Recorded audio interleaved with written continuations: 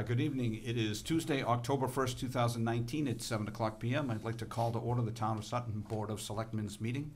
And if you would all join me with the Pledge of Allegiance. I pledge allegiance to the flag of the United States of America and to the republic for which it stands, one nation, under God, indivisible, with liberty and justice for all. Thank you very much. First up is public forum. Public forum is limited to 5 minutes per topic. Discussion or comments about town employees or agency members shall be avoided so as not to violate individuals' rights. And is there someone here for for public forum? Come on up. And for the record, if you could just tell us your name and address, that'd be great. Good evening, everybody. Bill Wentz, 154 Dodge Hill Road, and I'm speaking tonight. I've been recently appointed as the Vice Chair of the Sutton Conservation Commission. And I just wanted to, it's my understanding you folks all do know, but we have officially withdrawn or asking to withdraw, I believe it was Article 10. That was the aura, bringing it from 200 feet to 100 feet. We've talked amongst ourselves as well as some other board members, and feel that at this time to give it a little bit more discussion before it goes on any kind of meeting. So we are withdrawing that, and we just wanted to let the public and the town know that if we do bring it up again, we'll make sure that everyone knows of it in a timely fashion. So excellent. Thank you all. Thank you so much. Thank you very much. Thanks for coming. Appreciate that. That was quite, see, that's That was good. You were well under 5 minutes. Nice job. Moving right along. though. moving right. Good line. Have a great night. Thank you very much. Bill. Take care. That's how you do a meeting,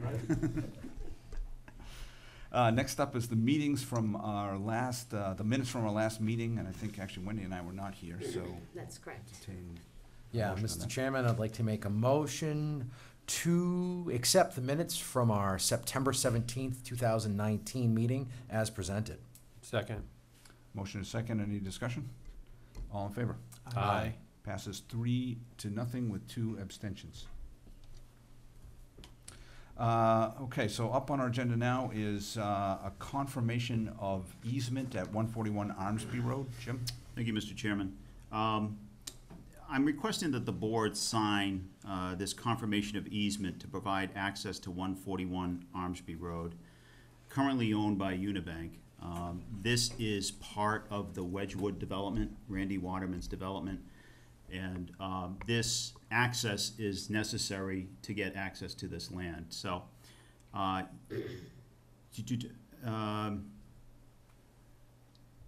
of read through all this. Town council has provided some edits and reviewed the entire document. Unibank, through their attorney, Mark Donahue, has agreed to all of these edits.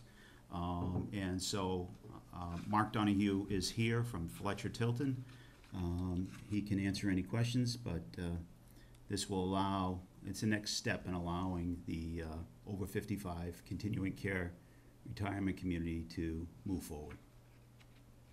And would the board like to invite Mr. Donahue up? I don't know if you have any comments or anything. It's okay with the board. We'll do that. Absolutely. Thank you, Mr. Chairman, members of the board.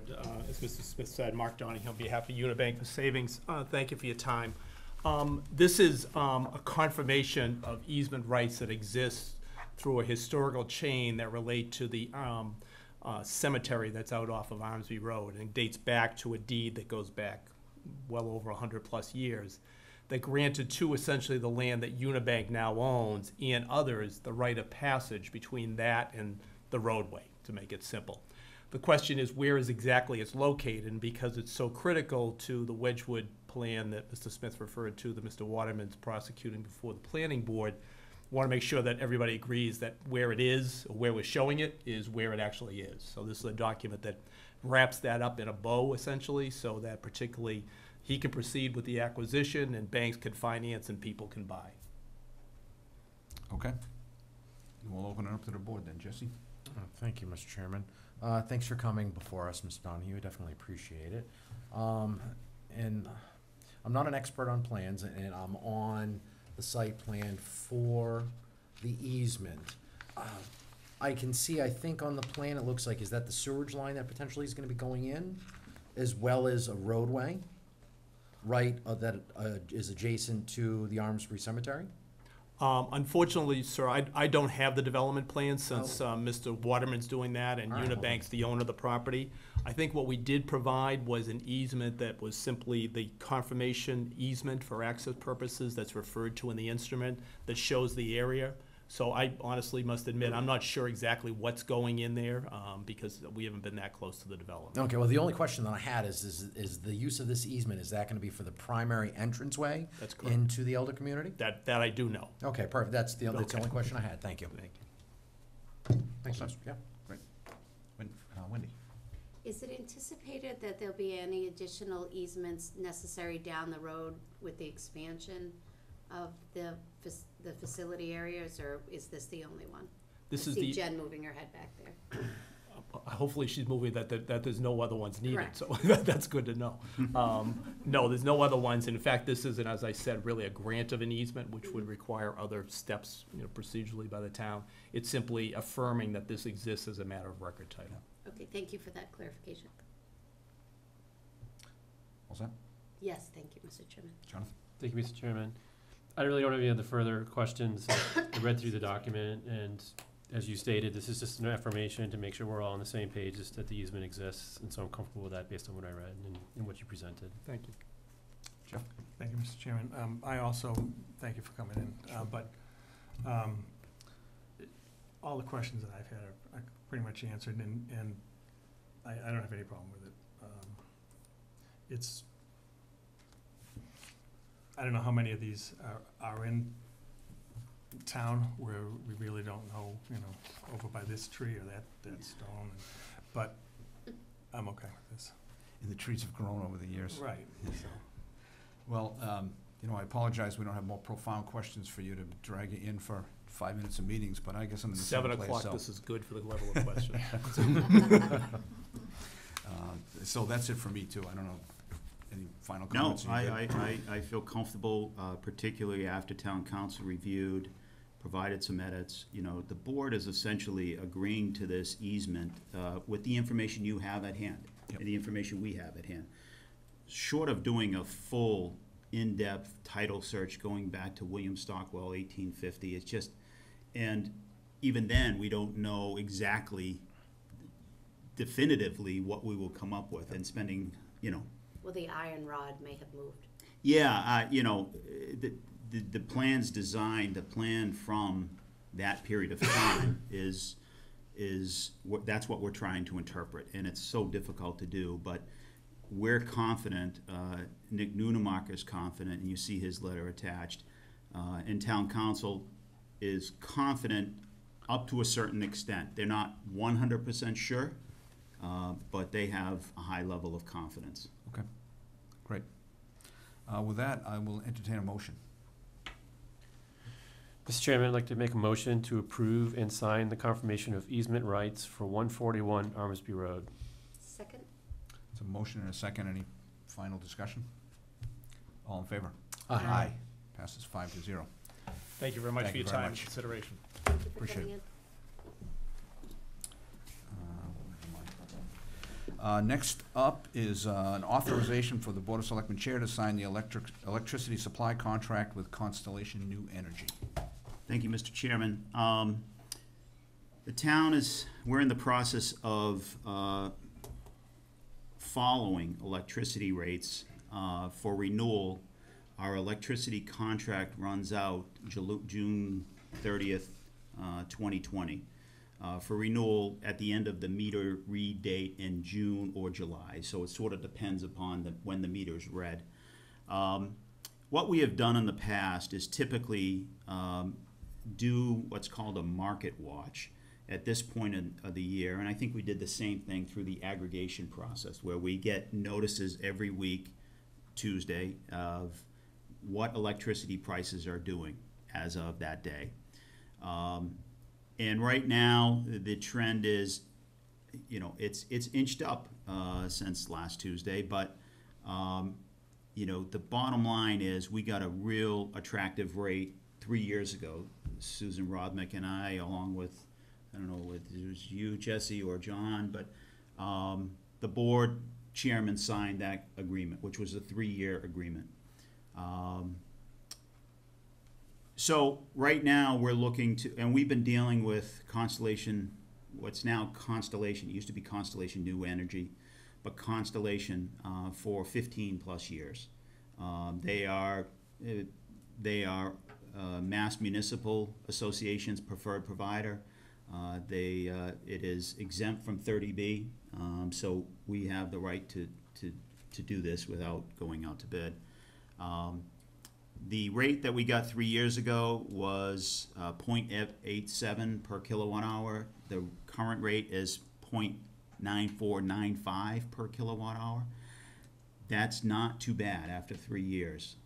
Our aggregation rate, which we did the same process, is actually 10 or 0.109, which is about a penny and a half higher than the 9.94 per kilowatt hour. The bottom line is, if we are to procure at this rate, it's probably a $20,000 increase in operating budgets across the system for supply. For the town of Sutton. For the town, that's school and town. So it seems pretty attractive right now. We just want to move forward. We'd like to lock in a long-term deal.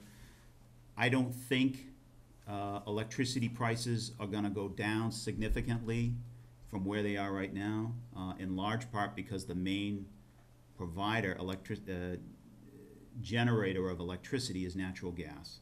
And we still have a kind of bottleneck entering in the New England area. They have tried to get natural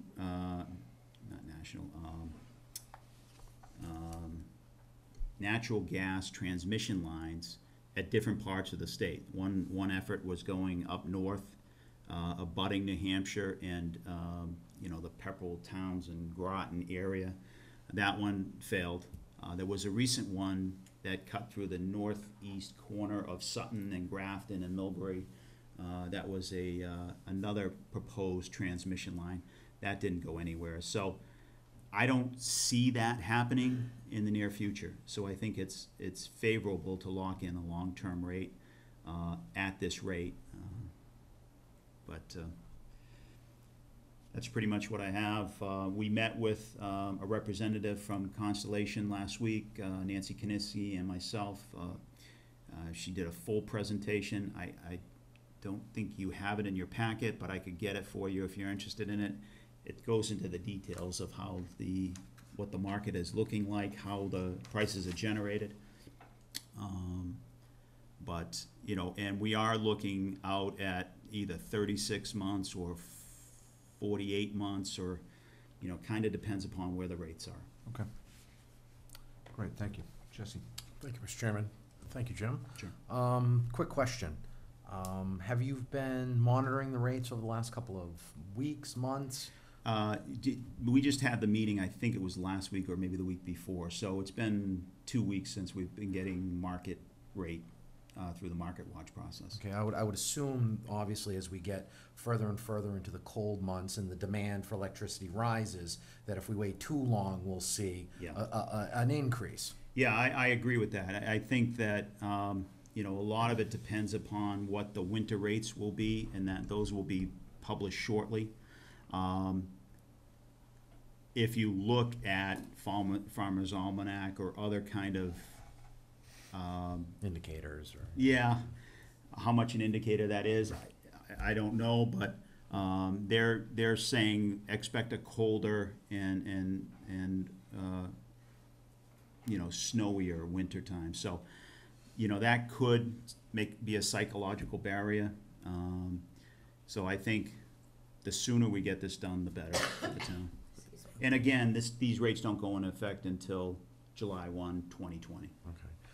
The only other question that I have is, if over the length of the contract you happen to notice that the market does drop a little bit, do we have the means to potentially renegotiate a better rate with an extension, or are we locked in for the term? We could do that. What we're looking at is probably a 3-year or 4-year contract. We'd have to extend it out, obviously, 2 years into it for another 2 years going forward, Yeah, okay. And then they would mix the price between the current rate and the future rate, yet to be determined. Wonderful, thank you. Thank you, Mr. Chairman. Thank you. Mr. Chairman, thank you. I just have one question that you just alluded to. You said 3 or 4 year contract, and the way the motion is written is just to approve the signing of the contract. So when will we have a better idea of whether it's 36 or 48 months? I mean, what is that dependent upon, I guess is my question. You know, it's sort of depending upon the rates. If they continue to tick up, I might, you know, talk to our liaison with Constellation and say, what do you think? What's your thought? You know, it's sort of unpredictable. You know, I've been procuring electricity and natural gas rates for 20 plus years, and it's a shot in the dark. You know, and sometimes we do well, sometimes we don't do as well. You know, I'd hate to say it's like gambling, because it is an educated guess. We do have education on our side, but you really don't know where the rates are going to go. So over the next week or two, if the board agrees, then I will we'll see the indicative pricing, feel like, all right, this is I'm feeling this is the number we need to lock in at, and then I will contact the chairman and ask him if he has time. He'll come down to the office, sign an electronic agreement digitally, and then we're off and running. Fantastic, thank Sure. you. That's all, Mr. Chairman, thank you. Jonathan? Thank you, Mr. Chairman. Thanks, Jim. Sure. I mean, from my perspective, I just makes sense just to move forward now with the next couple of weeks. As you said, the markets are unpredictable. I mean, we are entering into the winter months when the rates usually typically rise. That's true. The other option would be to wait till spring when the prices start potentially coming down, but then you don't know what happens. There could be a disruption in the markets, so it's just like whatever makes sense at that point in time. Yeah, if it's a long winter into the spring and we don't have much of a spring, then the rates are really high, and you know, it never comes Or down. continue to have tensions in the Middle East, and they raise rates. So there's really no perfect time. So Yeah. I remember negotiating a natural gas contract for another community, and we did it, and then a few weeks later, Hurricane Katrina hit New Orleans, and the natural gas shot up right. and stayed up, and we just happened to be lucky at that point in time. So I think it makes sense just to move forward. Thank you. Thanks. Jeff? Thank you, Mr. Chairman. Jim, just a couple of quick questions. The current contract that's up in June 30th. Yes, How long a contract was that? that was 3 years. 3 years. And we went up 7 cents from then to now. I think that's what it's. Right now, that's the indicative pricing. That's what it's saying. Do you know what the fluctuations were? Did it go substantially up above or below that during that time?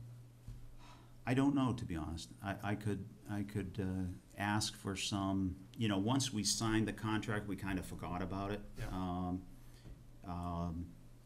But I could ask for the rates last October, the following October, to get an idea. What I do know is we entered into an aggregation contract. Was it a year ago? That was 2 years, because I was the 2 chair for years. that. And I think we did a 3-year term, and it was, you know, the rate was much higher at that point in time. The best we could get was 10.9 or 10.109. Do the, Yeah. but so the rates that we're looking at now are, you know, 1.54 cents cheaper than that rate. Okay. And the $20,000 increase, was that townwide or including the schools, or? That is townwide, that is including the schools as well. You know, one of the things that you'll see, you know, the electricity contract is made up of both supply and distribution transmission. So, you know, National Grid takes care of the transmission and distribution. This is just for the supply. So it's one big portion of your electric bill. Good, that's all. I think you've kind of answered this, but just, if you look back over the 3-year period, was there any point in time at which our contract rate was higher than what it would have been if we'd have been staying with National Grid, just on the base rate? I think our rate was pretty much always better. Better, yeah. You know, because we locked in at the perfect time. Yeah. You know, Sue and I had been meeting with the predecessor to our current liaison, and the rates were just remarkably low, and you know, we locked in at the perfect time. Great. So 0.8687 cents is a awesome rate. Yeah. And what do you see as a time frame for actually sort of doing this? Within the next couple weeks. Okay. My feeling is the prices are ticking up. Yeah. And I need to talk to our liaison at Constellation to figure out why they're ticking up. And are they going further up in her opinion? Again, it's an educated guess. So usually they quote you a rate and they want you to sign that day, is that correct? Yeah, they will give me a rate first Yep. thing in the morning, and then if I feel, you know, what happens is right now we're getting a market watch on a weekly basis. You know, as soon as we're getting close to, all right, it's happening, we will go to a daily rate. And then we will get the indicative pricing on a daily basis. And if we find a day that the price is down at the rate, at the time frame we're looking at, then I will be in touch and, Okay. you know. So this is really just a procedural question. As you know, I'm right around the corner, so I know. it's not typically difficult. And I don't have any specific plans to go anywhere, but this motion is particularly for me to sign it. What if I'm not available that day? I mean, I should be, but you never know. Well, we could wait till the next day. I do think this needs to be signed by a board member Yep. with the board's authorization. I guess that's what I'm asking. If I'm not available and another board member is, can we just do that? The motion could read either the chairman or vice chairman. I wouldn't have a problem with that, and it would give us another option Yeah. if somebody's not available. I just know it's kind of time critical, so if Sure. there is some reason I'm not around, it just seems like that gives us a little more I have flexibility. no problem with that. No issue with that. May I ask one more question, You Mr. may. Chairman? Will we be sending out mailers to the community again, reflecting the option to switch over? No. This is just for town. Just This for is town. just for the schools and the town buildings. Solely, okay. You know, we just added the police station to our supply contract. Okay, Aggregation is a different process, but that does involve communicating with the residents and everything, but. okay. I was just trying to figure it out from all of the service addresses that were on here. Yeah, no, what's nice is we just added the police station and their rate dropped, because now they're paying a number of pennies less for supply for the next, until June 30th. Excellent. Anyway. Thank you. Right. All right, if everyone's good, I'll take a motion on that, but if we could just add the vice chair in there as well, that'd be great.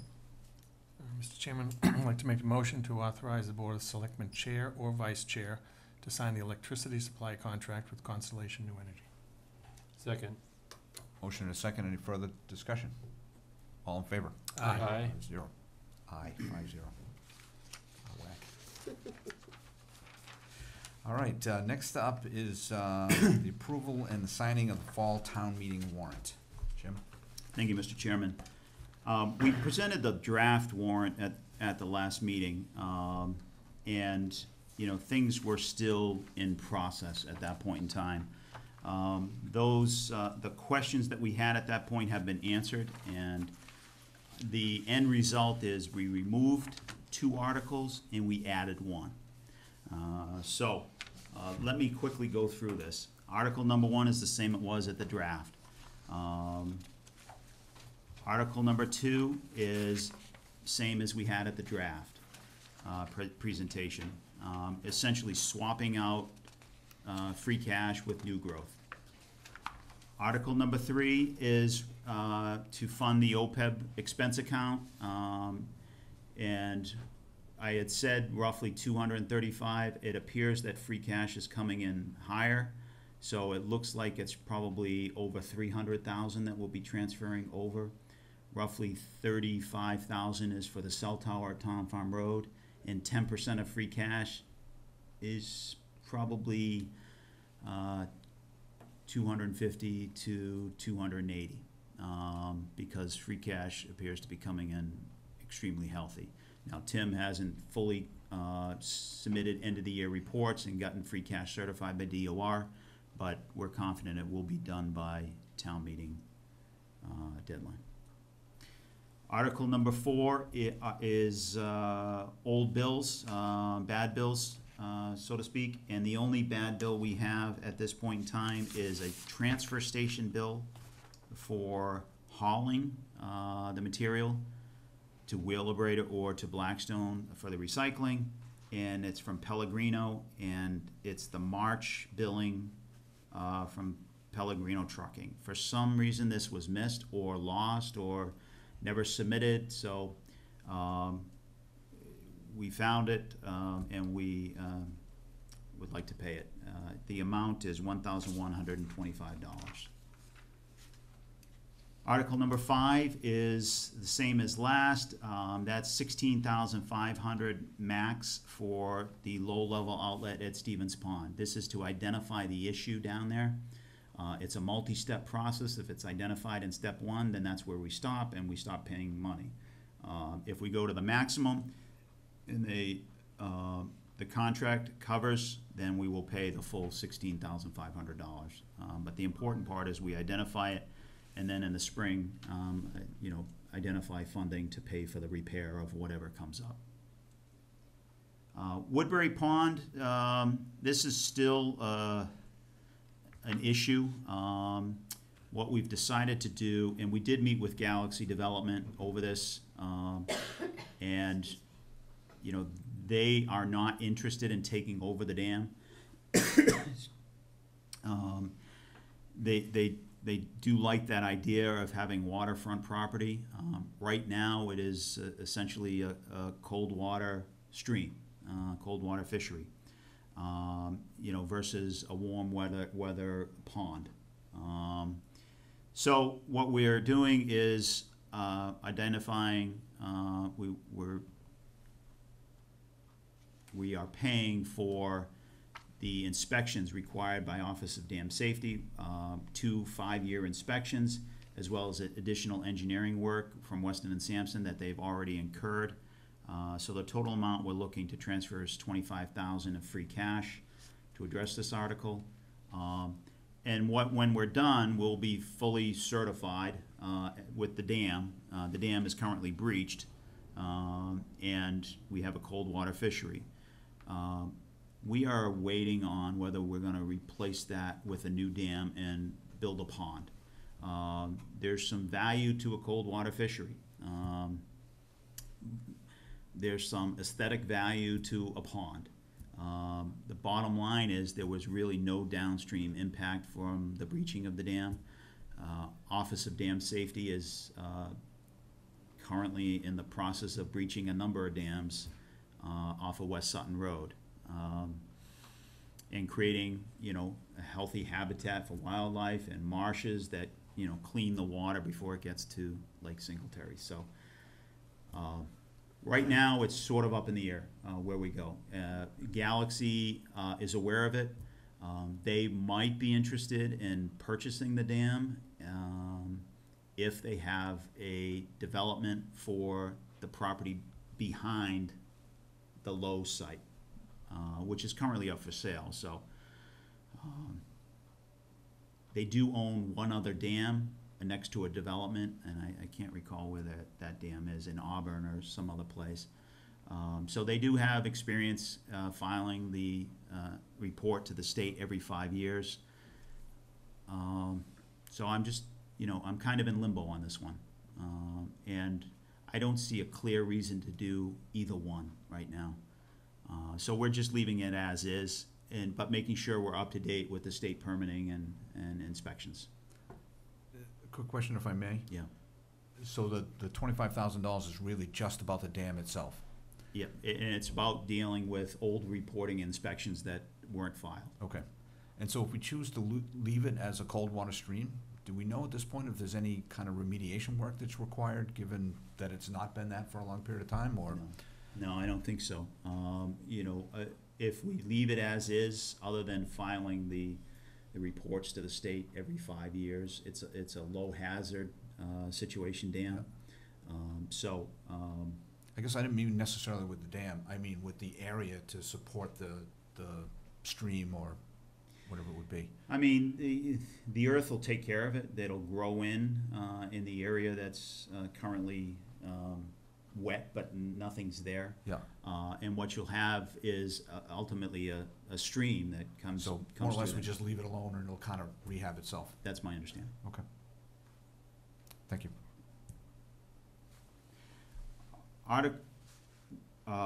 We withdrew.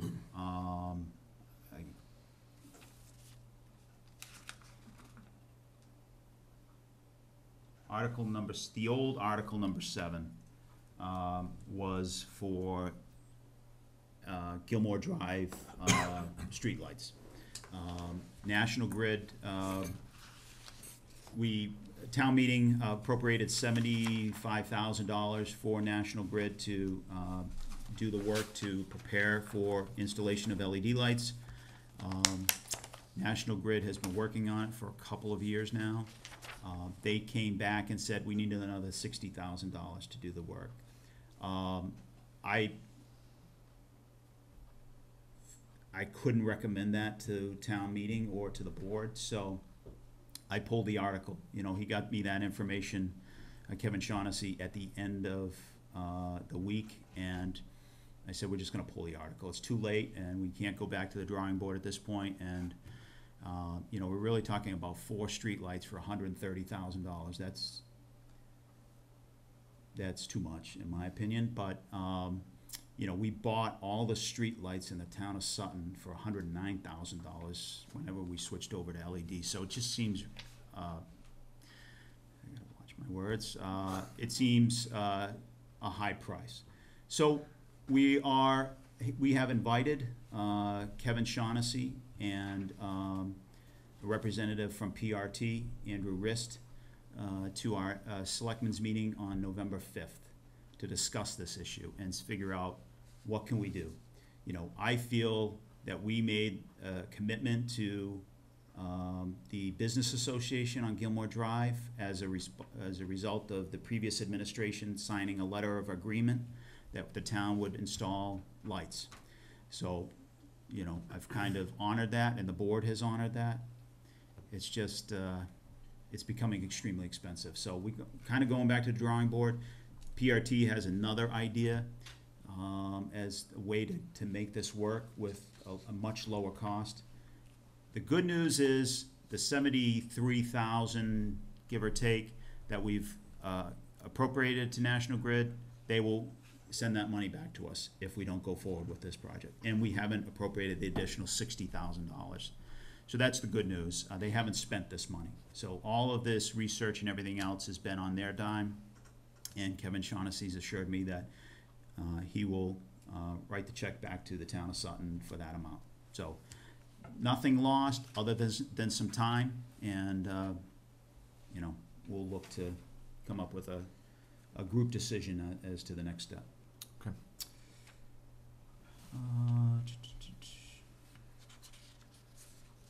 Article 7 is for continuing investigation of the sewer project down to the school department. Originally, this was a 2-phase project coming up to the center of town and then going on down the schools as phase 2. We decided over the summer, the board and working with the interested parties to make it a 1-phase project. The real goal of this has always been to provide sewer to the school department. And now we are focused on that and moving forward with that.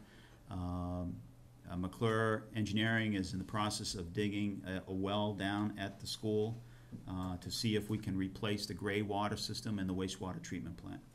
So that process is undergoing, and the transfer of roughly $70,000 will come out of connection fees within the sewer department. There are roughly close to $1 million in connection fees within the sewer department, so there's more than enough money. There's 2 types of reserves within the sewer department. There are retained earnings, and then there's connection fees. All the revenue for people connecting to the sewer department, generally $5,000 per household, go into the connection fee account, which is a kind of a pseudo free cash account. And let me just jump to Article 23.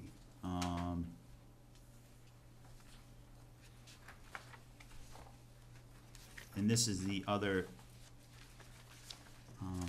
one that the board is sponsoring. This is a late addition to the agenda.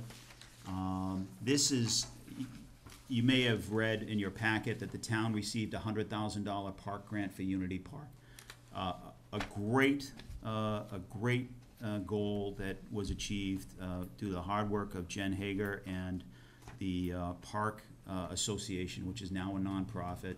Peggy Bloom and Norma Baker and this group. It does just a terrific group that is pretty much pounding the pavement looking for additional donations.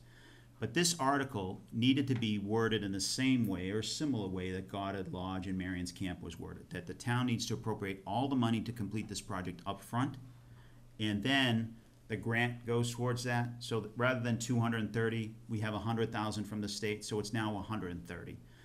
All the fundraising that takes place for this park will go towards it as well. So the town will be the last to contribute as matching funds.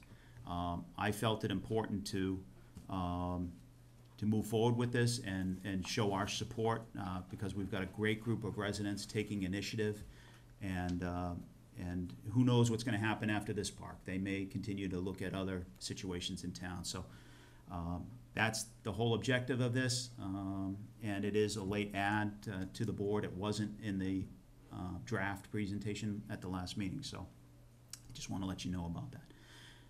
May I ask a Sure. question? Yep. I just want to clarify, this is a matching grant, correct? It is. It is. And, you know, it doesn't matter where the matches come from. The $100,000 was given. If the match comes from private sources, you know, 5,000 each, Sure. ultimately coming to 130,000, then the grant is fulfilled. Our obligation is fulfilled, and the town has no contribution. Now, the town has already contributed a little bit through capital funds to investigate, to get some plans for parking and how that's going to be designed. So we've initially funded this project, but this grant was a pleasant surprise that we received, and so yeah. Yeah, no, thank you, Jen, for your efforts. Yeah. Can I ask one question? Please. Now, will this grant essentially be similar to Marion's Camp, in that with this funds, it will allow the town to secure this in perpetuity? Yeah, that's the way this article is written this way for a reason, for the same reason as Goddard Lodge. The article basically not only says we'll cover the full grant cost, but in the same motion, we'll be locking down the land, this parcel, for recreational open space purposes for forever. It'll be in perpetuity. Perfect, thank you. Thank you. So, one other thing before Jen comes up and answers any questions you might have on the planning articles. You know, as I mentioned in the past, I won't be able to be at the next town meeting, but I would like to, you know, Tim Harrison has graciously, said he would be willing to sit up at the stage with the board to answer any financial questions if the board is so inclined. I think he can answer it as well or even better than I can, and I would, welcome that and recommend that. So that's all I have. Jen, you want to come up and address some of the planning?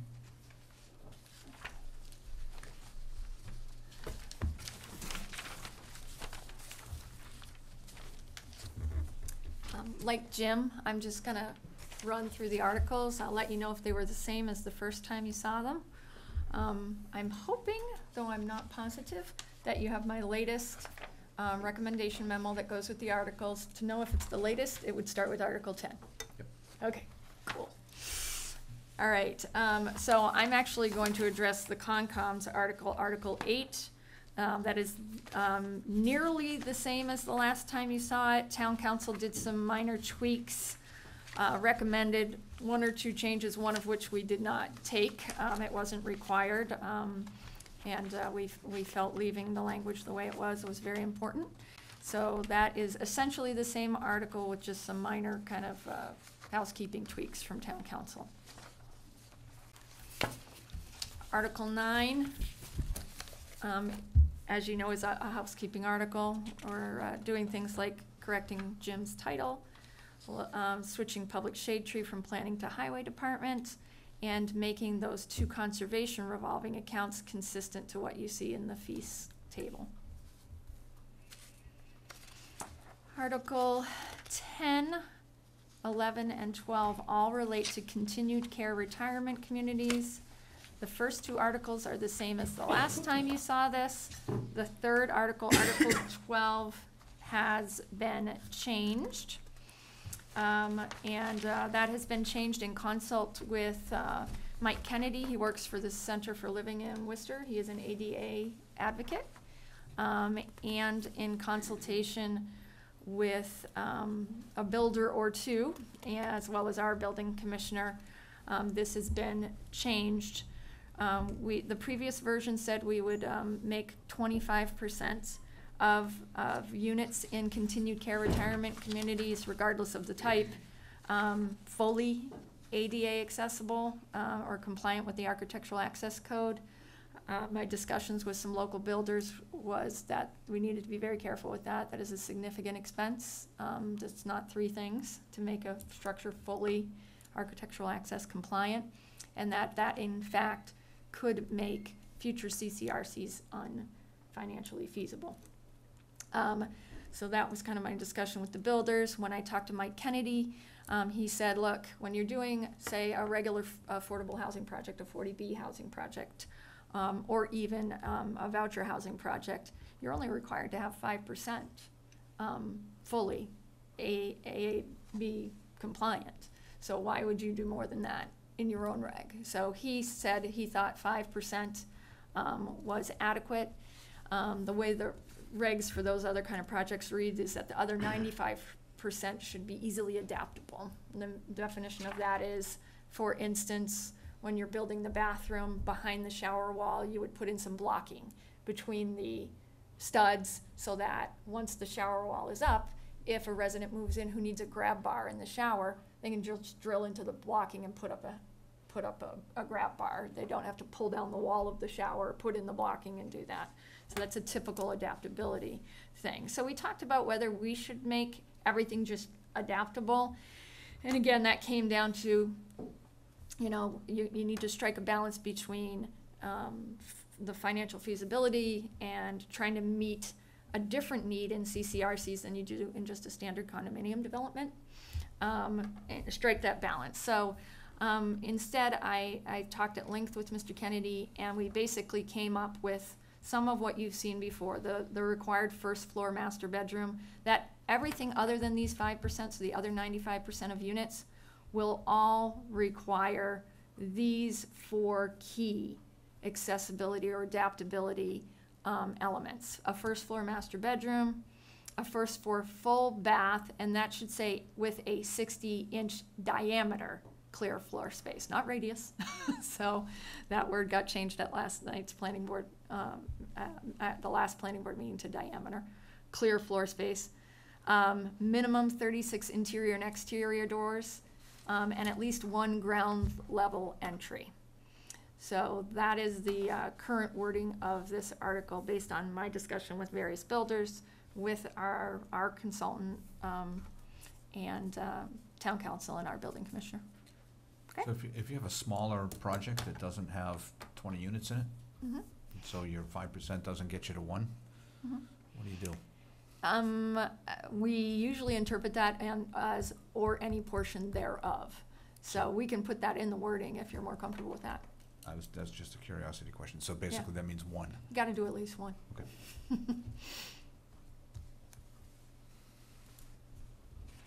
All right, so that's it on 12. Use principle is exactly the same, Article 13 as you last saw it. Article 14, pulling the OLI zoning and putting back in multi-town mixed commercial in South Sutton is exactly the same as you last saw it. Article 15 is the same as you last saw it. It just looks like a bigger table, because when we turn these into the Attorney General, they don't like to see one line of the table, they like to see the whole table. So we just put the whole table in there. Article 16 is a little bit different, and the only reason it's a little bit different is because when the planning board talked about this MTMC zoning with some concerned residents at their last regular board meeting, and re-voted their recommendation on just a few of these articles. And P.S., their recommendation on all these articles is just still 5-0 on all of them. You're just different members make up that 5-0. They actually eliminated some uses that in the MTMC, and they really were focusing on the original intent of the OLI district and what they feel is even a more salient kind of intent for the MTMC, which is to encourage larger buildings, encourage larger developments if they're not just one building, larger tax base and job creators, and or campuses of those larger tax bases and job creators. So they dropped out things like a cemetery. Cemetery's not making you any revenue down there, sorry, except for one lot at a time. But, so they knocked out things that they really hadn't thought about originally 30 years ago when they did the OLI district, and said, you know, it's even more important in this MTMC area that we really hone in on what we want to encourage and kind of pull out things that don't quite fit that. I would anticipate further refinement of this district in the near future, because there were some other uses they wanted a little research on, but any of the easy ones to pull, they did pull. Things like commercial dog kennels, self-storage facilities, the cemeteries. They pulled large-scale solar, but they had done that in the last version you saw as well. So there were changes just to the uses in that MTMC column, and they were deletions, basically, of uses. All right, Article 17 is the same as the last time you saw it. Article 18 changed, and it was footnote number 9 that changed. All of the rest are the same. Footnote 9, the potential developer had asked for the 100-foot buffer to the zoning district boundary to be reduced to 50 feet. After our first night of after our public hearing, basically, after it was closed, we received contact from some residents on Lackey Dam Road who said, hey, you know, we saw something going on in your meeting, we heard about this, and we're really concerned about you reducing that. We had kind of come out in force a bunch of, you know, like 20 years ago saying, hey, we think we need this 100 feet, just like it is in the OLI. And their major point for that was very relevant, that our residential zoning district line, that line between these two districts, is actually in the middle of the right-of-way for Lackey Dam Road and in the middle of the right-of-way for Oakhurst Road. Lackey Dam's a 60-foot right-of-way, so 30 feet of what would have been a 50-foot buffer is in the middle of a road where you can't plant a tree, you can't put a berm, you can't screen anything. So you'd only have 20 feet on private property to screen, and they're asking in the next article for increased height. So the board said, oh, it's an awesome point, it's a great point. Oakhurst Road is only a 2-rod roadway, so 33 feet, but still, almost 20 feet of the buffer is in the middle of a road. So because that was an awesome point, a really well-made point, and the board really felt strongly that they should continue to support this 60-foot request, they said, you know what, we're gonna strike a compromise here. We are gonna go with the 60 feet, and I'll talk to you about some minor wording changes there, but we're gonna make you have to keep the 100-foot buffer. We need whatever's there to really make sure we can do berming, fencing, planting, whatever needs to be to protect, not only to grow development, but to protect the interests of the people who are already there. So that was kind of the compromise. So number 9 changed, and basically there was wording in here that gave a 50-foot, reduced that to a 50 feet that was taken out of number 9. So, and then Article 19 is the 60 feet. During the public hearing process and the board's last meeting, something kept sticking in my mind, because I knew that Prime Metals Atlas Box, there are a few buildings that are not 35 feet. They are higher than 35.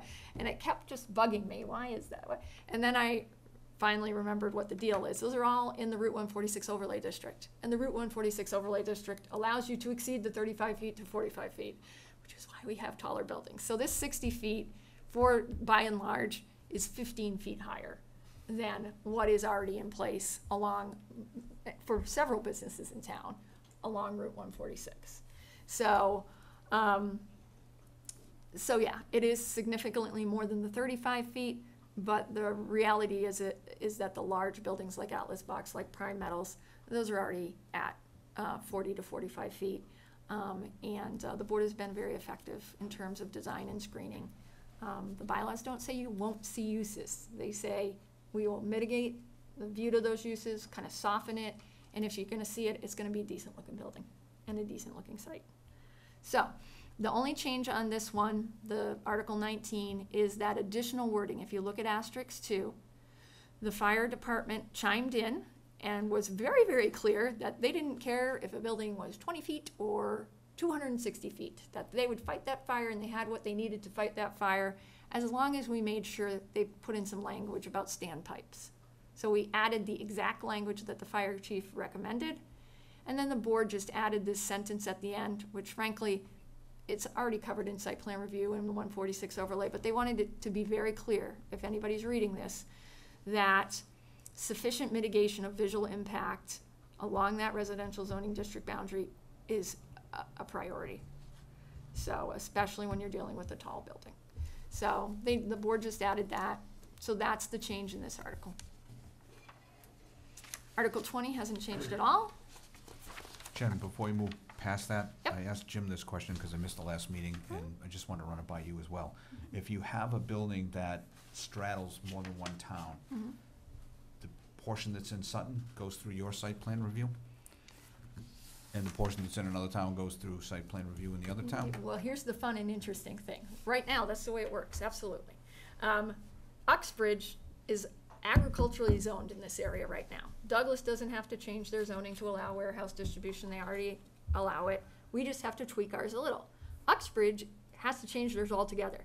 So they're developing an entire new zoning district, MTMC, just like ours, and we're trying to mirror each other as much as possible. So we got into it, myself, the Uxbridge planner, and Bill Cundiff from Douglas, got into a spirited conversation about, hey, how are we gonna do this? And Uxbridge, thinking extremely outside of the box these days, said, yeah, we'll all just have big hearings together. We'll all come to each other's towns and it'll be like kumbaya and blah, blah, blah. And I said, that's fine. If we can do that, we'll do that. We've actually done that with South Grafton on some projects in the past. But what will most likely happen is what happens right now. When we have a project that straddles, I end up floating to the other towns. Their planner ends up floating to the other towns. We have, and/or a board member. So, but right now, all of them have to hold site plan review. All of them have to do their special permits. So if we can combine them, we do, and we have a track record of doing that on some projects. Or we'll all hold our separate processes and we'll have a liaison that's making sure we're all staying in contact with each other.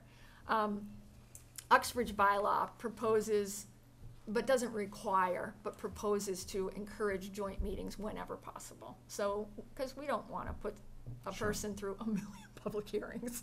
That would be crazy. So, so we're confident we can make it work smoothly, and I can tell you, all three of these towns and Northbridge, who's not involved in this particular proposal, are extremely committed to doing whatever they have to these days to kind of make development run smoothly. So, Thank you. you bet. All right, so Article 21 is basically the same. Town council made some tweaks in terms of commas and capital letters and section numbers, things like that, but it is the same as the last time you saw it. And number 22 just adds reference to this stormwater management bylaw in site plan review, which is the same as the last time you saw it. That's that. Great. Questions? I already asked my questions, thank you. I am satisfied. Thank you for all of your direction, both Jim and Jeff. You're welcome. Jonathan? I'm all set, thank you. Jeff? Just a couple real quick ones, I think. On number 12, What's the purpose of that? Which, that's the architectural Oh, what, access or whatever that. why are we doing that? What benefit, if we have a development with 20 units and one of them is gonna, what is it? Well,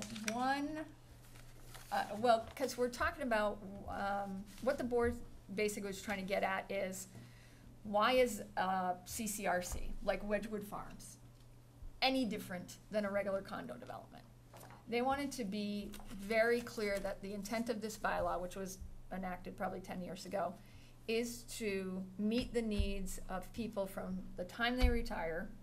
They're nicely thinking you could actually retire at 55, but from the time you retire, as you age, and to be able to stay in place as long as you age. So the board, when we went through Wedgewood Farms, we were placed in a position where the bylaw, when you read through it, it says, you know, you gotta give us a majority of things that kind of help people as they age. But it was kind of wishy-washy. It was kind of like, we couldn't make him give us a 36-inch exterior door, never mind an interior door. We couldn't make them give us one level entry.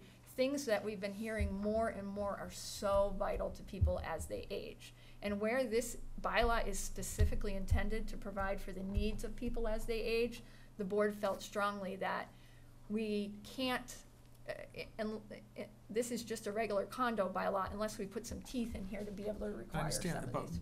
and so and again, that 20 just unit the one. development, and you have 19 that aren't like that. Right. So, well, you have 19 that will require this first floor bedroom, the blah, blah, blah. Right, so what is that additional one unit, what's the value to putting that as a requirement? Well, that one unit will be fully accessible. So you'll have one unit that can meet the needs of somebody who is a paraplegic, somebody who is fully, so you're just guaranteeing a spot for somebody who is at the extreme end of that need. That's fine, okay. Yeah, and then everybody else just gets at least a few things that they will likely need as they age. Okay. So yeah, one unit's not much, but when you're the one person who really needs that unit and it's not guaranteed in the market, it's not a great thing.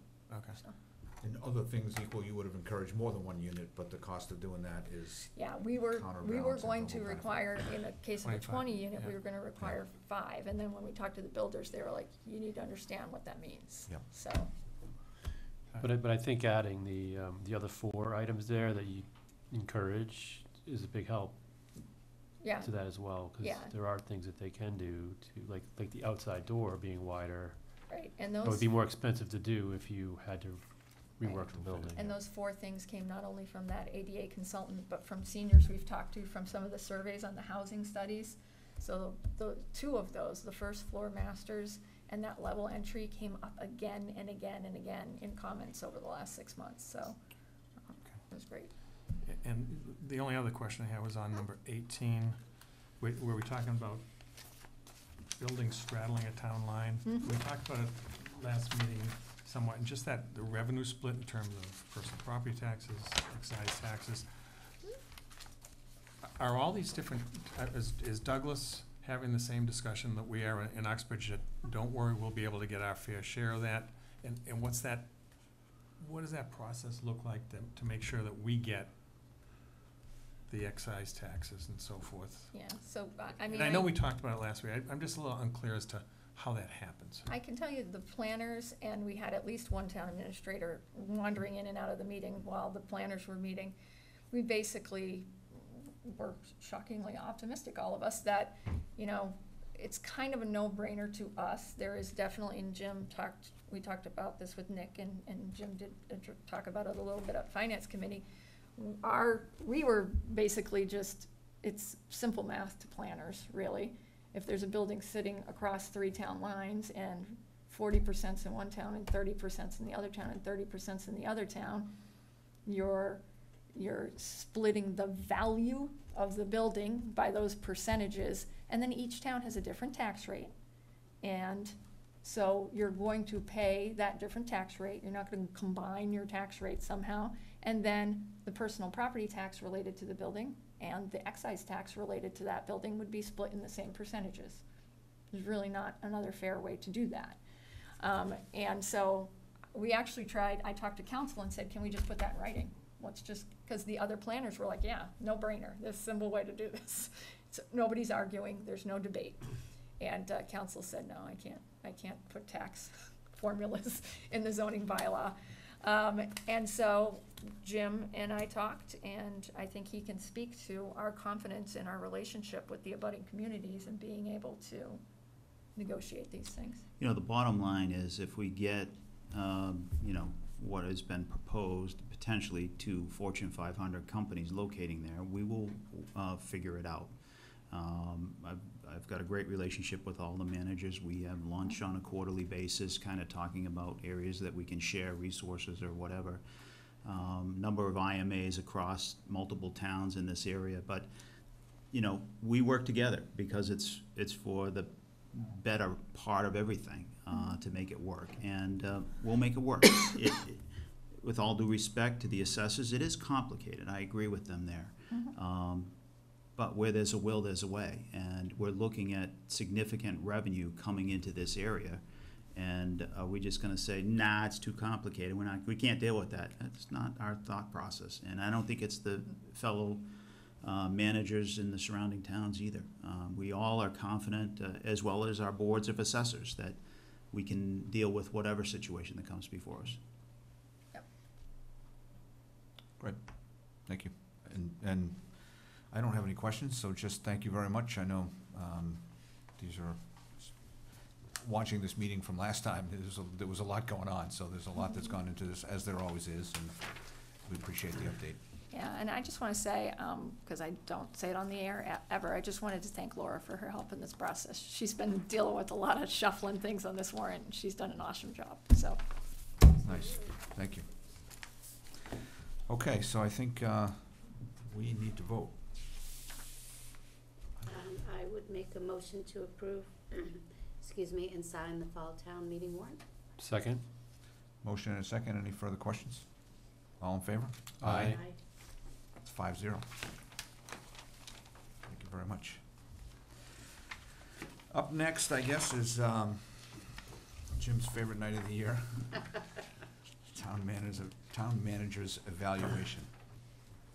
I don't know if you want to start us off, Jim, or No, listen, this is your opportunity to have your say, and I appreciate that, this process. I've always been a supporter of constructive feedback, and it makes me better at doing my job. I can always improve, and I appreciate the board's time in putting together these evaluations, so thank you. Right. So the way this works is the clerk has the honor of reading each of the individual evaluations from the members, so. I don't miss this from last year. And if I could, Mr. Chairman, if it's all right with you, I'd like to follow the recent precedent of, instead of reading the individual marks, just read the board average. I'm fine with that unless anybody has an objection. No objection. Thank you, I appreciate that. All right, actually, it should be town manager performance evaluation, 2019. The instructions which we had before us was that each statement is to be rated with 5 representing an outstanding, exceptional performance and 1 representing extremely poor performance. An unanswered statement will be scored as a 3 in order not to askew the evaluation. Individual evaluations will be combined and presented as a single Board of Selectmen evaluation by averaging completed individual evaluations. An outstanding exceptional performance evaluation score is a maximum of 100.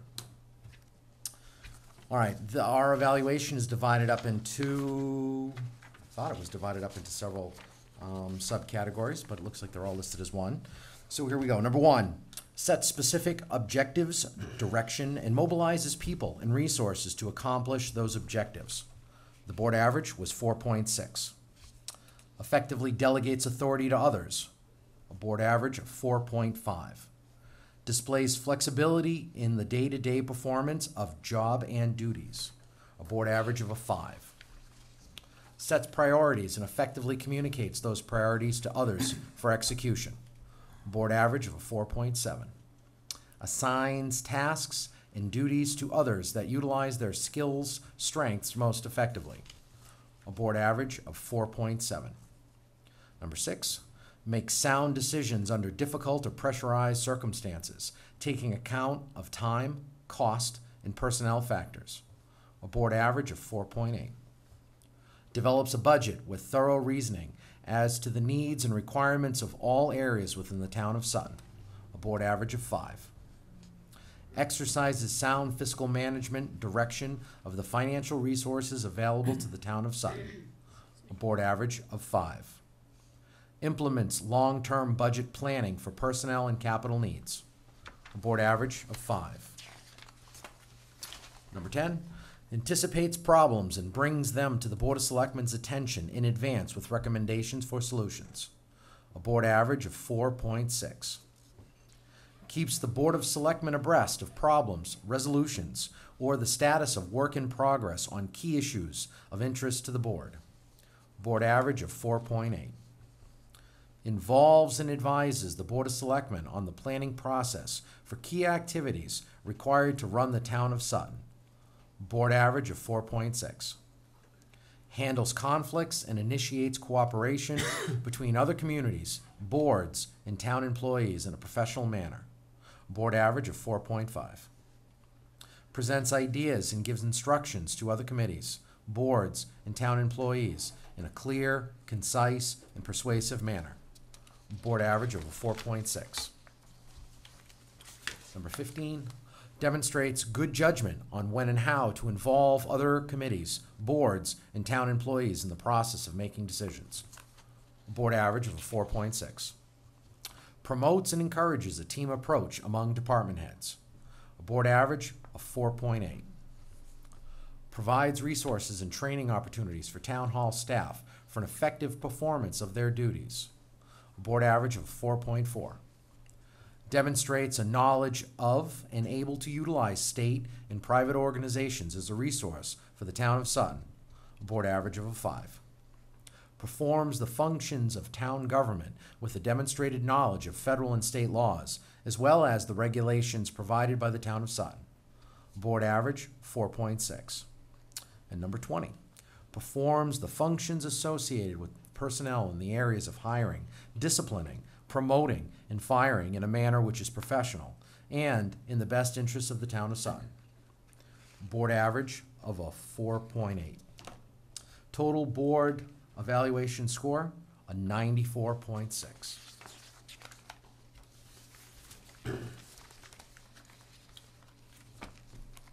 All right, next up we have the comments.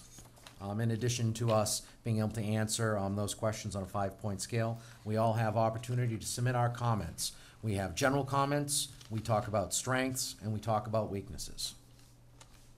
From Chairman Hall, Jim consistently demonstrates outstanding management skills in all aspects of his job. He thinks strategically about the long-term needs of the town, notably regarding financial planning and management. He is also intimate with the day-to-day operations of the town government. Jim utilizes his staff very well, encouraging innovation and staff development. He creatively seeks opportunities to reorg his departments to achieve greater efficiency and staff harmony. He has created a loyal and productive workforce. Strengths. Jim is very adept at working with the board. He is respectful of our varying opinions. He seeks advice and counsel from the board while at the same time keeping us informed of issues and up to date on projects. Jim remains a pleasure to work with and a great asset to the town of Sutton. Weaknesses? None at this time. Vice Chair Mead. During Jim's tenure in Sutton, we have seen our bond rating improve, the construction of new municipal buildings, and several infrastructure improvements. While an increase in taxes is never desired, Jim has managed to roll prior lending off the books prior to acquiring new financing on several projects. Additionally, he keeps this board apprised of any relevant developments within the town and seeks our direction and advice. Strengths. Jim's ability to work with the town accountant, Board of Selectmen, and other boards to promote the town's working budget and capital planning is a critical component of his job, at which he excels. Weaknesses? None at this time. Selectman Lemanik. Jim has, for another year, fulfilled his duties to the town both professionally and efficiently. His effectiveness is readily apparent. The town, by all measurable means, remains on solid footings. Despite our good position today, Jim is still not satisfied and has more and more began to plan for the future to ensure that the town is capable of weathering any rough patches which may arise. It is clear to me that our current stability and success is directly due to the vision and stewardship of our town manager, Jim Smith. I personally thank him for his commitment, dedication, and the tireless work ethic which he brings to Town Hall each and every day, as well as for the guidance and leadership he provides for the town. Identified strengths. As I have maintained through all of my evaluations of him, I believe Jim is the perfect manager for Sutton. In overseeing the day-to-day affairs of our town, Jim does not micromanage. Instead, he allows his team, our equally dedicated department heads who serve Sutton in the same manner as their supervisor, to make the best decisions for their department. This does not mean they have free range. Jim is never afraid to make a tough call, overruling decisions which may not be proper in the moment. Rather, he hears what is proposed, and if justifiable, he fully endorses sound decisions. Another strength worthy of mention is Jim's willingness to not only welcome the guidance and opinions of the Board of Selectmen, but to actively seek our input on all town matters. In this, I could easily cite dozens of instances that have arisen throughout my time on the board. But it's easiest for those who tune into our meetings regularly to look at as a clear example would be the collaborative effort surrounding the proposed sewerage project.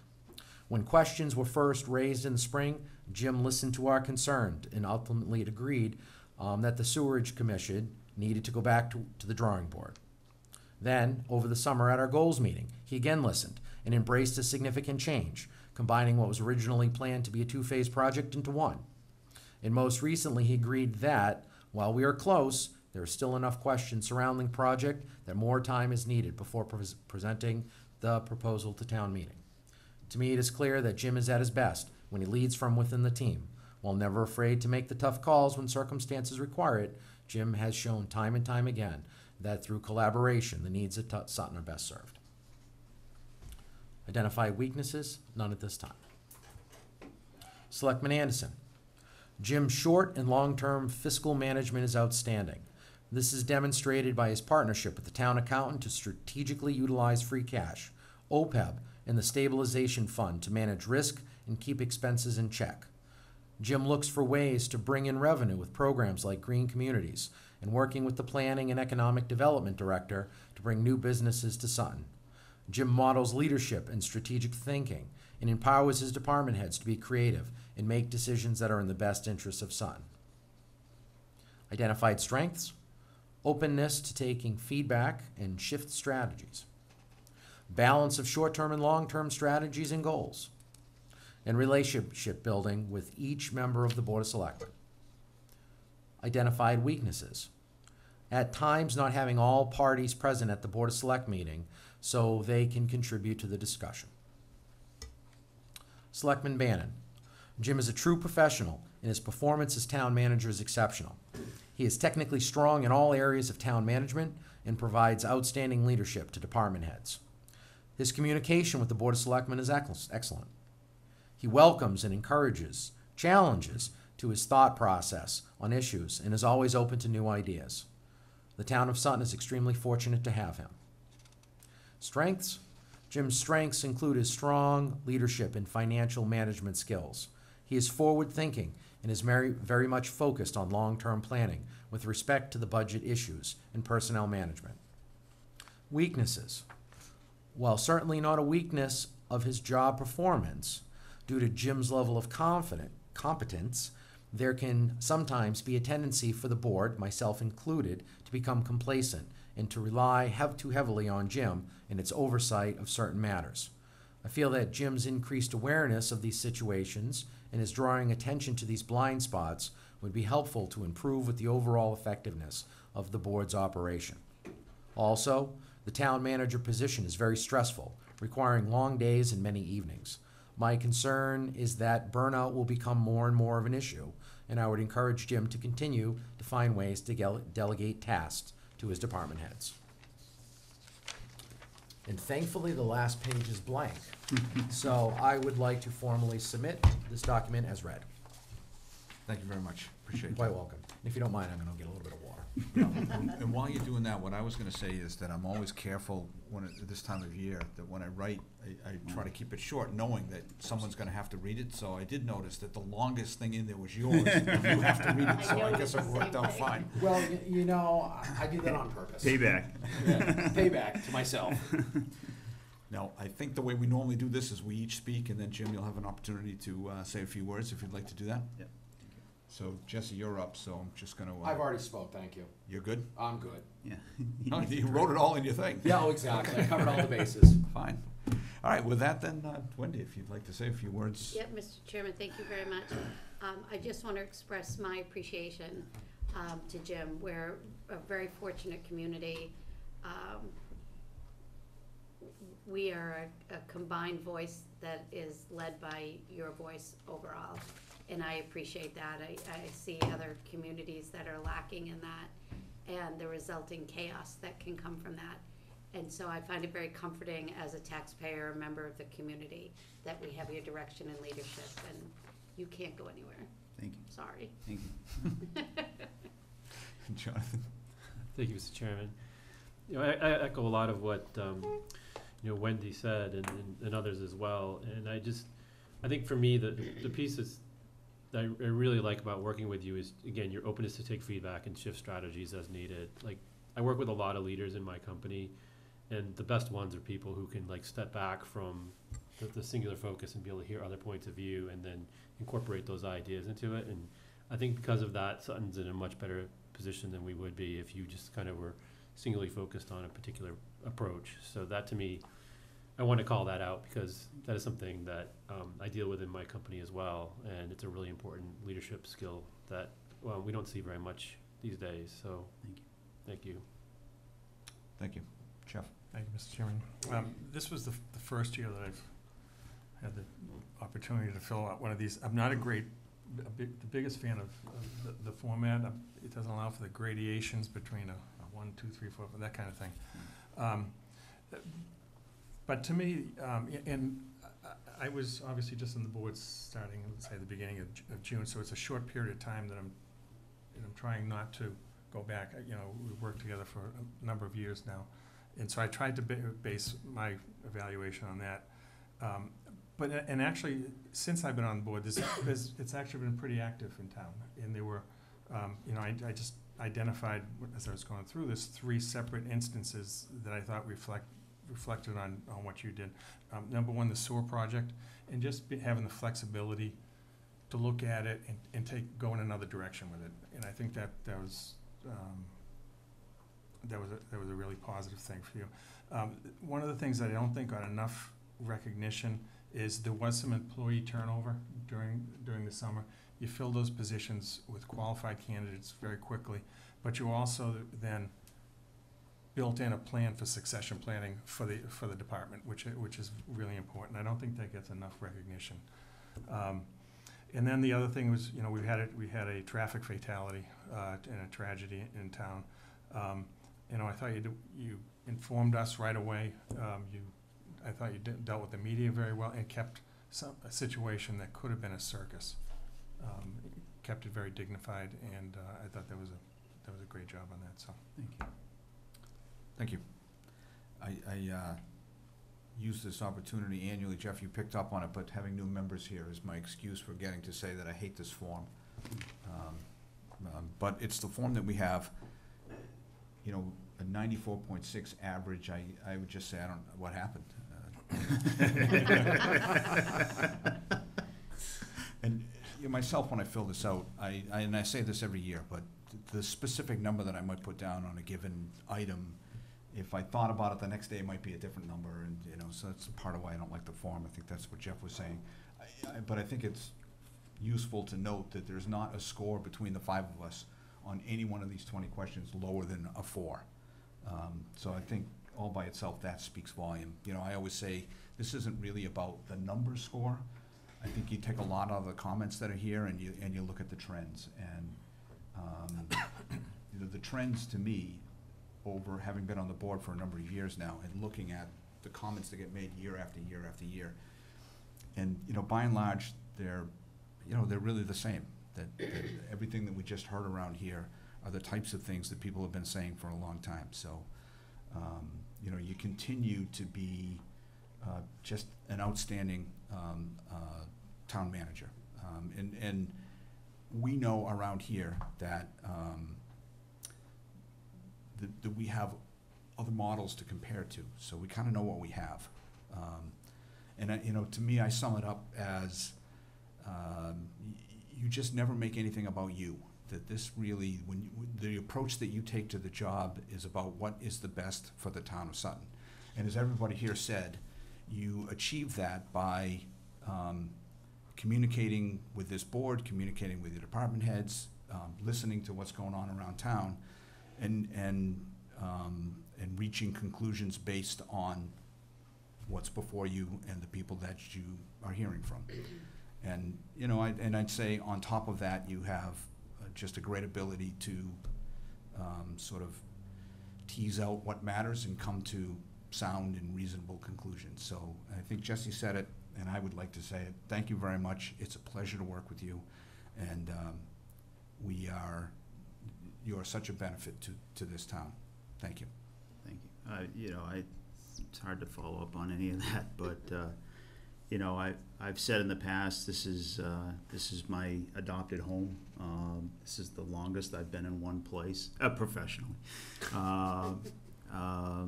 You know, and this is where I'll retire from, because I truly love this town and love my job. I appreciate everything, and I appreciate the staff that I work with, starting with Debbie, but it goes, you know, Tim and Jen and John and Matt, and I mean, there's so many, to two Matts, Matt squared, but you know, it's just an outstanding group to be a partner with. So thank you for all the comments. I appreciate it. Night's over. Thank you. Almost. So we're gonna check those minutes and make sure your name's in there, okay? Things could change based on your updates, so keep that in mind. Yeah, All right right. then. It's always changing. We're anxious. Let's move on to your update. Okay, great. A few updates for the board. The first is the opioid litigation. I wanted to give an update to the board. Things are progressing, actually, at this point in time. You may recall that the town joined what was called the mass tort litigation back February 2018 to essentially sue the large manufacturers of pharmaceuticals for their roles in the opioid addiction. KP Law is one of the group of attorneys that is partnering in this effort. The judge overseeing the issue signed an order last week creating a negotiation class for this opioid litigation. The town has until November 22nd to decide whether we want to remain in the negotiation class or opt out. I've included information attached to this update on a number of videos and webinars that explain our options. My recommendation is to stay with the negotiation class rather than, and there are over 34,000 entities as a part of this negotiation class, rather than opting out and going alone and suing, you know, the opioid manufacturers. One, it would be a tremendous cost to go alone, and I think it makes sense. But it is a decision that needs to be made, and I will look to the board for direction on that. The Municipal Vulnerability Preparedness Community, blah, blah, blah, MVP for short. We were recently notified by the state of Massachusetts that Sutton was designated as an MVP community. This was done in large part by Doreen's leadership, Doreen DeFazio. She did a great job organizing the town for this plan, having a two-day meeting where over 20-25 people attended, many managers, department heads within the town, and other community leaders. It was approved by the state, and as a result, our first application will be to go after funding for the transite pipe that connects the sewer in Wilkinsonville to the Blackstone pumping station, and then pumps it through Millbrae to Upper Blackstone. So that's been our goal, you know, and it all seems to be working out, and we will, hopefully the funding opportunity comes shortly, and I believe it is upcoming. Goddard Lodge painting, the town put in a request to the Sheriff's Office for assistance in painting Goddard Lodge. Thanks to Sheriff Evangelitis, for the past couple of weeks, we've had a number of inmates going down to Goddard Lodge. A tough assignment, granted, particularly with this weather, but they did a great job. One of the inmates was a professional painter, and you know, they did a wonderful job. Right now, it looks like some of the higher areas at the peak of the gables will need to be, you know, we'll have to hire out one of our regular painters to finish that off, but that's a small part of the work. If you have an opportunity to go down there and check it out, it really looks amazing. And the choice of colors, which is a kind of a I don't know, I'm not a color expert, and Jen would yell at me, but, you know, sort of a dark gray. It really pops out with the white framing and so forth of the building. So thank you to the sheriff, and as well as John Kuchar. John Kuchar is the you know, project manager for this project, and he brought them breakfast and donuts and brought them lunch and subs, and he gets the most out of these workers due to his personality and everything else. So thank you to John. Unity Park grant, we talked about that earlier. On Wednesday, September 25th, the town of Sutton received a $100,000 grant from the Parkland Acquisitions and Renovations for Communities, PARC, P-A-R-C, through the Executive Office of Energy and Environmental Affairs. These funds will go towards renovation of Unity Park. I'd like to thank Jen Hager and the Unity Park Committee for all their efforts in this endeavor. So, and Article number 23 on the fall town meeting warrant talks more about that. Library sidewalk improvements in front of the library are almost complete. There were no significant change orders. I think there's, you know, due to the grade on the sidewalk down to the library, we might need to put a, you know, a $750 post in to support. But and John has asked Material Construction for someone that can hang the door on the library. You know, we utilize John in so many different ways, beyond being the building commissioner for the town and serving as the chairman of the state board that he's on. You know, he does so much. So hopefully Matero has somebody that can do this work. And again, thank you to the library staff and the people of town that have dealt with this this work taking place. Temporary ban on vaping products. On Tuesday, September 25th, Governor Baker declared a public health emergency in the state of Massachusetts due to e-cigarettes and vaping products. For the next, the order lasts over 4 months. It may be extended. The temporary order prohibits sale and public display of all vaping products in retail establishments, online, or any other means in Massachusetts. The town's public health director, Cheryl Rowinski, has visited all of the local establishments and had establishments sign off as to receipt of the ban. One of the vaping stores has closed its doors on 146, and you know, so until the state can figure out what is causing all the deaths in regards to vaping, then you know, I'll stay tuned. We'll wait and see what happens. And flu clinics will take place starting at the Senior Center on Thursday, October 3rd, this Thursday, from 9 a.m. to noon. This is for people that are over 19 that can we can inject them with a shot. The mist is available. It will be available, but there's a lack of product at this point in time. But this is for shots at the Senior Center. And then on Tuesday, October 8th, from 4 p.m. to 7 p.m., Town Hall will also have a similar process. Please bring your health insurance card.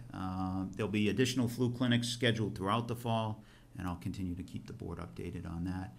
And brush chipping will take place at the transfer station on Saturday, October 19th from 8 a.m. to 12 noon. And at Marion's Camp, the Marion's Camp annual cookout will take place on Saturday, October 12th. And we will show off Goddard Lodge and the new canoe that was donated to that lodge, a 25-foot canoe that's been completely renovated. And that canoe is probably 80 years old. It's beautiful. But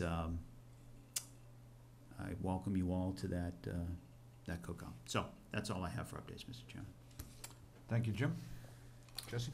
Thank you, Mr. Chairman. Thanks, Jim, for an excellent update. Lots of good stuff in here.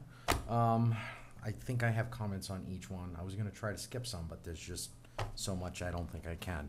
On number one, the opioid litigation, I'll be honest with you, I don't know how I stand about that right now. So I would like just to take some time to think about that, if that's all right with you, because it can see in here, you don't need to know until November 22nd. That's right.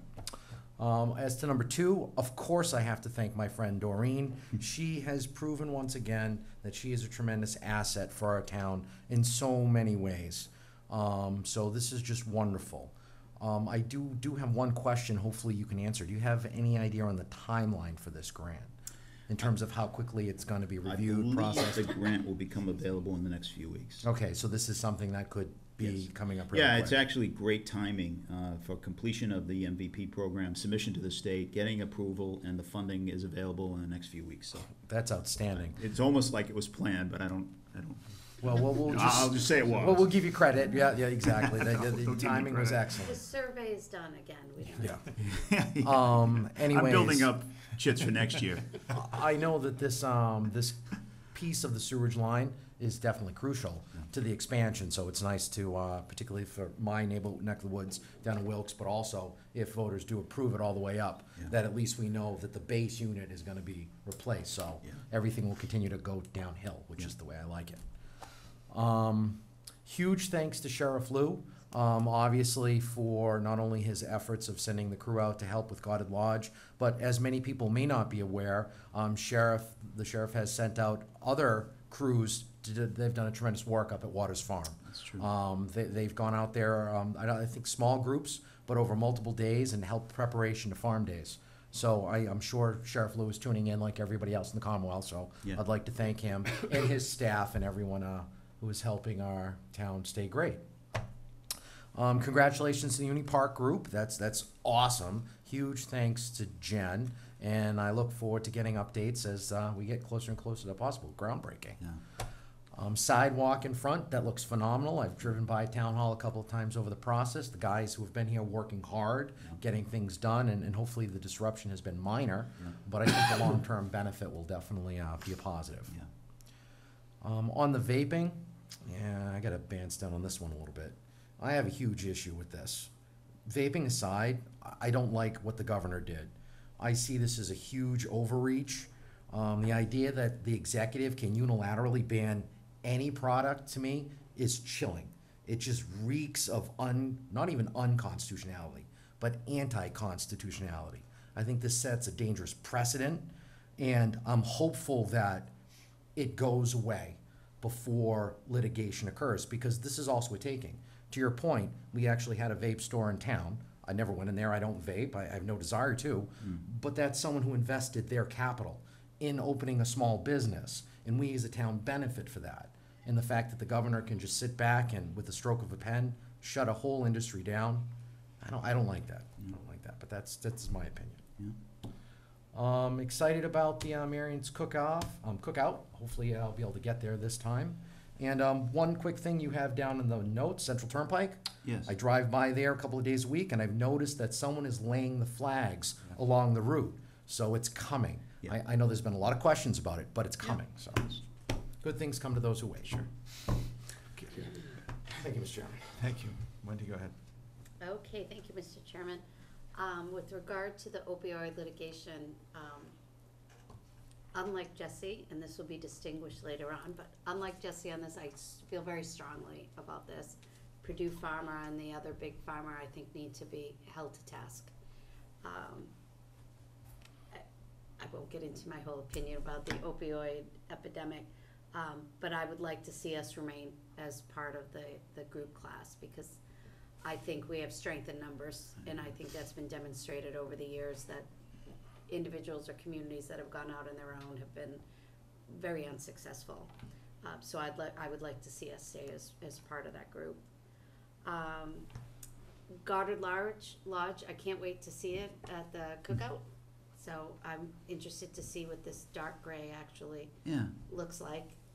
Who knows what it color looks really better than is. I described it, but it's, Unity Park, I'm so excited for them about this grant. I think it's wonderful. As a nonprofit, they're an incredible organization, and then with the help of Jen, I think they're a fierce team. So Yeah, I'm no very doubt. excited. In agreement with Jesse, whoever thought that would happen, Really? I am very troubled by this vaping ban. I hate vaping. I hate everything that goes along with it. But I think that the governor has made a strategic error and has grossly overreached. I know you would never thought you would hear that from me. But for a lot of reasons, I think that he's hurting commerce in a way that he's not entitled to do. So that's how I feel about it, and you know, I find it unfortunate that we've already lost a business as a result. And again, I in no way support vaping on any level, but there's more effective ways to deal with these critical situations. Flu clinic, I will be at the town hall clinic, which, as a side note, is also the same evening as the fire department open house. So I'm hoping to see a lot of people up here that night. I have them both in my calendar, so I'm very excited. And again, I'm excited about the cookout at Marion's camp, and so thrilled about Central Turnpike. Yeah. And when I saw the flags too, I was, thank goodness. oh yeah, it's coming. So thank you very much for your update. It's chock full of good information, and look forward to seeing how a lot of these things play out. Sounds good. Thank you. Jonathan? Thank you, Mr. Chairman. On the opioid litigation, I absolutely agree with Wendy on this one. I definitely think we should stay in the negotiated class. I think strength in numbers. This is definitely an overreach by an industry that was focused on other things besides helping people, and it's impacted so many lives. And so I definitely agree with our approach on that. The MVP, again, I'd like to thank Doreen. Like everybody else has said, she does great work and really valuable, and brings money to us and these, you know, and other revenue to us in ways that we can deal with different issues like the sewer pipe, which I think is going to be critical to address and could be quite costly. And we'll also just add an assurance, if we do end up going with the sewer, to make sure that it can handle the capacity and there's not going to be any issues.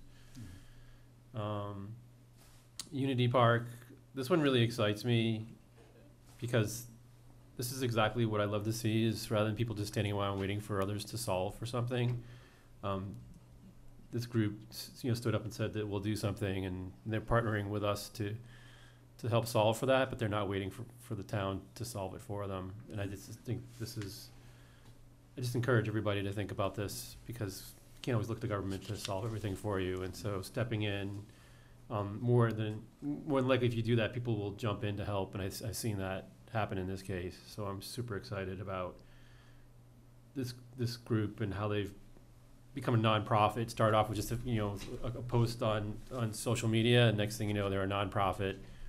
And the last time I spoke to them, they were definitely looking beyond just this park. So again, I just can't thank everybody involved any more than they've already done. So it's just really exciting. Let's see. I'm not sure where I stand with the temporary vaping ban. I think it's an overreach to some degree, but on the other hand, again, kind of like the opioid problem, this industry didn't regulate themselves, and so now we've got a problem.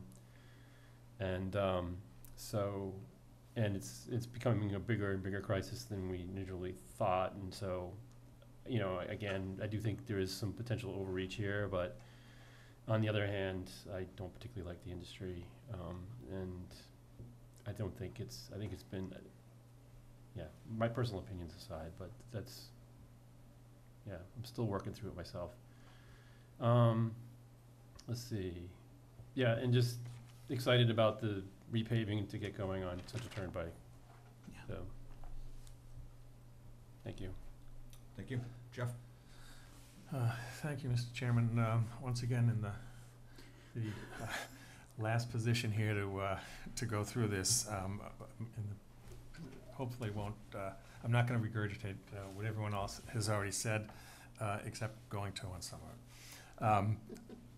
So as far as the opioid litigation, I'm in 100% agreement that with Wendy and Jonathan that we should stay in that class, unless there's some reason we shouldn't, because I'm not a lawyer and I don't know what those issues might be. So if there are issues, we should find out and go that way. I'm going to skip over some of them, but not the Unity Park grant. Congratulations to that committee and Jen for all their hard work, and it's great to see all their hard work rewarded. And that was a true grassroots effort to get that done. It really was. The vaping ban. Wendy, I'm with you 100% on it. I'm not, and I think I talked about this at the goals meeting with vaping and those kind of things and the issues we have in town and how to deal with that. It's an overreach to just, with a stroke of a pen, shut it down. And I do feel bad for business owners that risk their capital, put their houses at risk, their family's financial future at risk in a lot of cases. So, something had to be done. I'm not sure that was the way to go about it. But I guess one of the things, and I'm going to bring it up again, is that maybe going forward we should talk to, I'm not sure who, the Board of Health, the school department, and see what is being done about vaping in the school, particularly in the schools. And we should talk about that. That's an issue that I think this board should talk about. Because it's a town-wide issue, it's an issue that affects everyone, regardless of, their position in life. So it's something we should consider going forward. But that's it. Thank you. Yep. Actually, I'm the last, so I have to go through all these, so.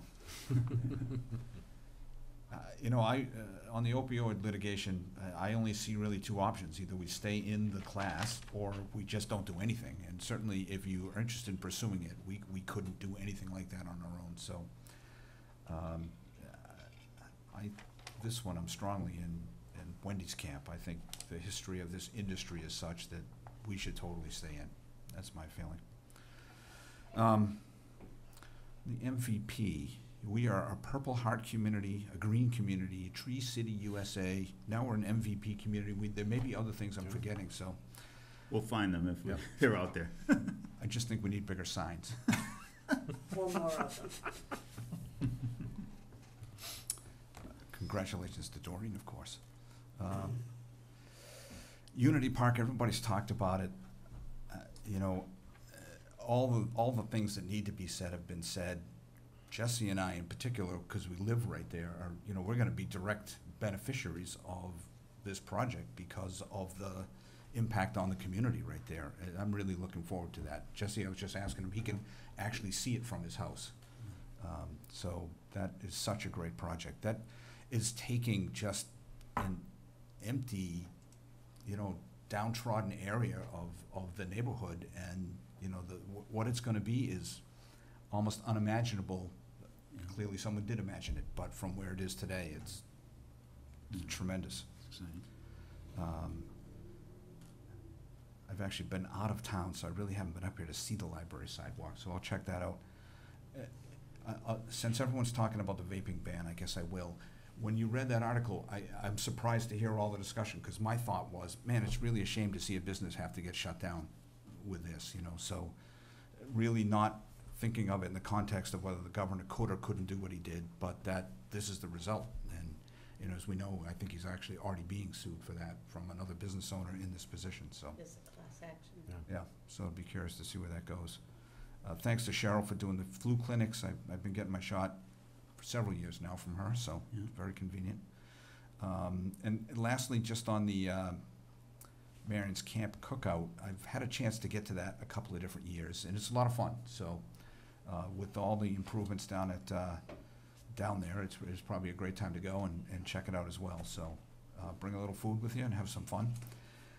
And of course, the paving on Central Turnpike is the much-awaited event of the summer. So Yeah. thank you very much, Jim. Sure. So announcements, roundtable, correspondence, and business topics. Thank you, Mr. Chairman. Where to begin? First, I'd like to start off with an announcement that is not mine, but it comes from the Sutton Cultural Council. They have two announcements. First, there's a grant opportunity. Organizations, schools, individuals may apply for local grants that support cultural activities, such as community-oriented arts, humanities, and science programs in the town of Sutton. Proposals are due to the Cultural Council by October 15th. Applicants must be submitted online through the Massachusetts Cultural Council website at www.mas-culture.org. Type in Sutton to find the local council and access the online application. Their second announcement is they're seeking members and volunteers. Information about the Sutton Cultural Council can be found on the town website at www.suttonmass.org. Next up, I would just like to extend a thank you to the town from the Dudley Gendron family. They had a record-breaking attendance this year, and there was a lot of family members that I saw that I know from town that attended. So I was asked from the Legion just to, again, say thank you to the town for, you know, their annual support of this great event. Next up, last Tuesday, I had a chance to go to Beacon Hill and give testimony in support to what I believe was Article 12 from our May 2018 Fall Town Meeting. For those of you who don't remember that article, that was passed by an overwhelming majority where town meeting clearly voted in support of a property tax abatement for service members of any branch who are deployed overseas, equal to their time of their deployment. The bill in its current form is Senate Bill 1650, was sponsored by Senator Fatman. In addition to myself, who presented oral testimony, Representative McKenna submitted written testimony in support of the bill. I don't know where it stands right now, but hopefully we'll hear soon about the progress as the bill hopefully leaves committee and gets to the various chambers and hopefully ends up at the governor's desk. And lastly, I have the food pantry list from Michelle. They are in need of brownie mix, pancake mix, quick bread, instant potatoes, flavored noodles. Now, I thought about clarifying this, but I'm assuming it's like ramen or oodles and noodles. They're looking for beef stew, Spam, canned chicken, canned ham. They also put in a specific request for Libby Easy pumpkin mix. Apparently, this is this can has all the seasons required to make a pumpkin pie. So rather than getting the different ingredients, Michelle said this is the easiest option. They're also looking for hot cocoa mix, shampoos, razors, men's and ladies, cleaning sponges, and laundry detergent. And that, Mr. Chairman, is all I have. Thank you. Thank you. Wendy? Mr. Chairman, thank you. I have nothing this evening. Jonathan? I'm also have nothing either. I'm all Jeff? set, Mr. Chairman. For me, I just wanted to thank Jesse for handling the meeting last time. So Wendy and I were absent, and looked like it all went fairly smoothly. We didn't pass any votes that assign you extra duties, although we thought about it. Thank you very much. You're welcome. So I think we are ready to adjourn. I'd like to make a motion to adjourn. Second. Motion and a second, all in favor? Aye. 5-0.